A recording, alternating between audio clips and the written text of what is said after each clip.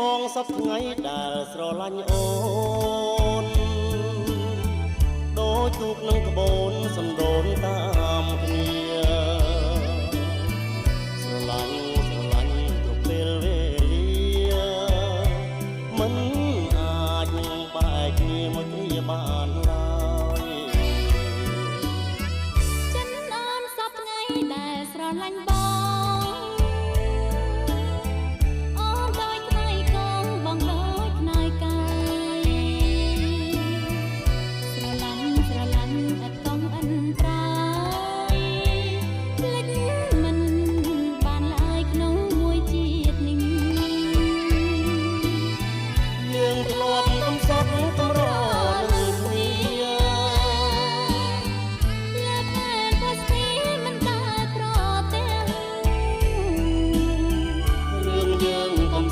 ជាងគេទាំងអបងសែនស្រណោះអស់មួយជីវិតមានតែបងមួយជួយអូនឲ្យរួមយល់រឿងគេឈ្មោះយល់អង្គការពិតបងស្រឡាញ់ណាស់ហើយសែនអាណិតអងមួយជីវិតពិតស្នេហ៍តែ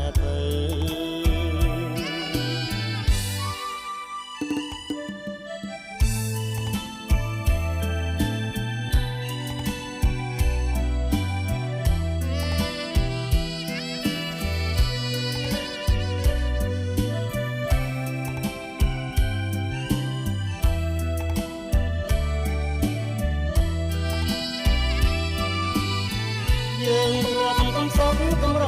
នឹងគ្នាលើកែមកស្ទីមិនតែប្រទាំងរឿងយើងកំសត់ជាងគេទាំងបងសែនស្រណោះអស់មួយជីវិតមានតែបងមួយជួយអូនឲ្យរួ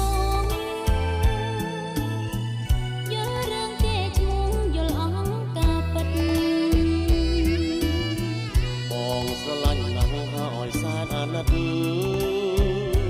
អងមួយជីវិតពិតស្នេហ៍តែពើ